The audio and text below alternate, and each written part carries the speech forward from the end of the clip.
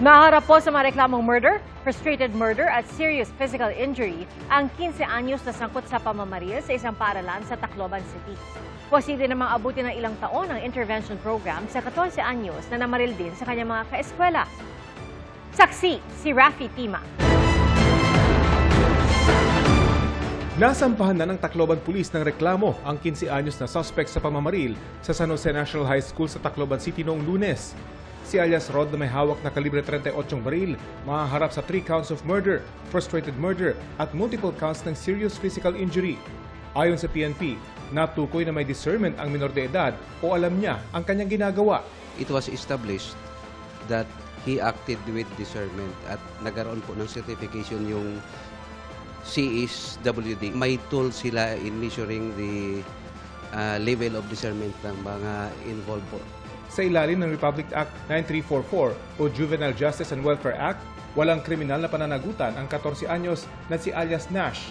Pero sasailalim pa rin siya sa intervention program na tatagal ng ilang taon. Lumabas na po ang result ng paraffin test and which yielded positive result sa right hand ng both CACL. And then yung result ng examination ng firearm for presence of gunpowder nitrates lumabas na din po na positive. Pagtitiyak naman ni DSWD Secretary Rex Gatchalian, mahigpit ang pagbabantay ng kawani sa 2 minor na edad na nasa kanilang kustodiya. Pakaisipin ng mga nanonood na halo-halo kasama ng mga nabiktima, yung mga naabuso na mga bata, iba yan. Marami tayong pasilidad na ang bangdato, iba-iba. Dagdag pa ng DSWD, hindi lang tulong pinansyal ang ibibigay nila sa mga namatayan at nasugatan sa krimen. Tututukan din daw ng ahensya ang mental health ng lahat na naapektuhan ng krimen, mga estudyante, kawani ng eskwelahan at mga magulang. Hindi ito ang una tuli. Matagal maghilom yung ganitong sugat. Matagal mawala yung shock, matagal mawala yung trauma. So, etong mga sessions na to kumbaga is to decompress muna. Gaya ni Teacher Evita na kasama sa mga sasailalim sa psychological first aid bukas. Aminado siya na matindi pa rin ang trauma, lalo na't 2 sa 3 nasawi ang kanyang estudyante. Pati na rin si alias Nash. Dahil sa krimen, hindi pa raw niya kayang pumasok sa kanilang classroom kung saan nakunan sa video ang mga pangyayari. Papalapit na dun sa room, nakakaramdam ako ng parang nagnanamb yung buong katawan ko. Nung papalapit na ako, hindi ko na kinaya, nag-breakdown, tapos nag-faint na ako. Dahil din sa pagod at trauma, bunsod ng nangyari kaya nahimatay kahapon ang prinsipal ng eskwelahan sa gitna ng pagbisita ni Deputy Secretary Sunny Angara. Pinuri niya ang mga guro ng eskwelahan dahil sa maagap nilang pag-aksyon para protektahan ang mga estudyante. Kung hindi sila nag-lock, talagang mas marami pa yun. Para po sa estudyante, kakayanin. Ang estudyanteng si RJ, pinupuri rin ng mga guro at kapwa-estudyante dahil sa kabayanihan niya matapos 4 na beses maglabas-pasok sa campus para iligtas sa mga kaklase. May kinukuha ko ng may mga sugat sa dibdib, pinasakay namin sa motor. Pagka sakay sa motor, anong ginawa mo?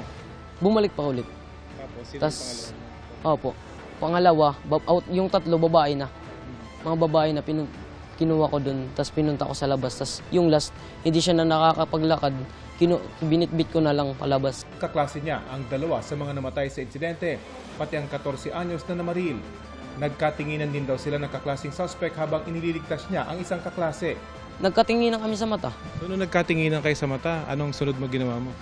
Wala, yun na yung kinuha ko yung lalaki na tamaan sa dibdib. Babalik pa raw sana siya sa ikalimang pagkakataon pero pinasakay na siya sa ambulansya nang makitang puno ng dugo ang kanyang t-shirt. Hindi kalayuan sa eskwelahan ang komunidad kung saan naninirahan si alias Nash.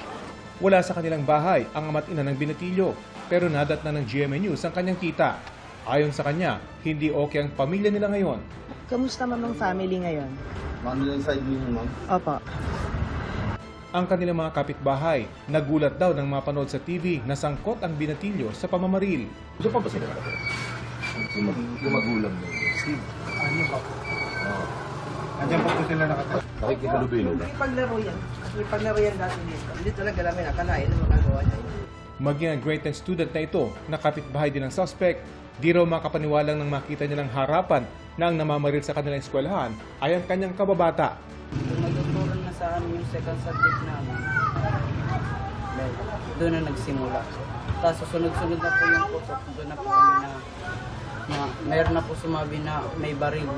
Kaya nagsitago na kami dun sa loob ng kasal namin. Kwento ng isa pa sa mga kababata niya, madaling mapikon ang binatilyo. Meron nga siyang kalaro, tapos kumuha siyang bato. Sinapon niya yung bato. Umubo yung ulo.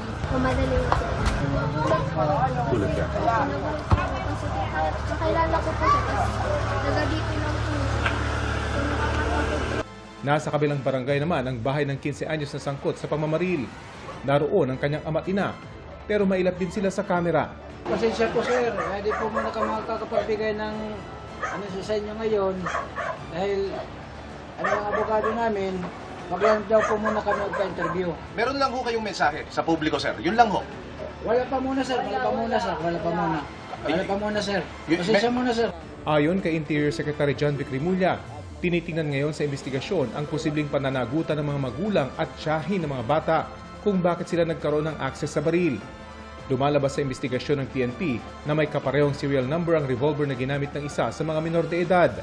It was traced through the serial number. It was traced to a security agency in Cebu.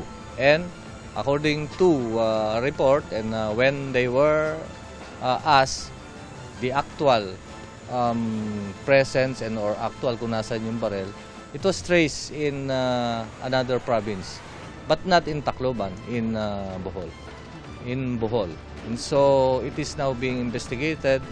Kinumpirma naman ng Regional Civil Service Unit sa Central Visayas na ang serial number ng nasabing baril ay pagmamay-ari ng isang security agency na nakabase sa Cebu City. Sa ngayon, hawak na ng Regional Field Unit ng Forensic Group sa Bohol ang baril. Inaalam din daw nila kung alin sa dalawang baril ang ginaya o ginalaw ang serial number. We conducted the post-to-post inspection to verify, no, and start na rin yung ating motu proprio investigation. Posible doon na kinopya or di natin alam kung naiwala niya ba yung baril doon, then sa takot siguro na maano sila, penalize yung doon, may-ari, or kinopya niya yung baril. Ako si Rafi Tima, ang inyong saksi.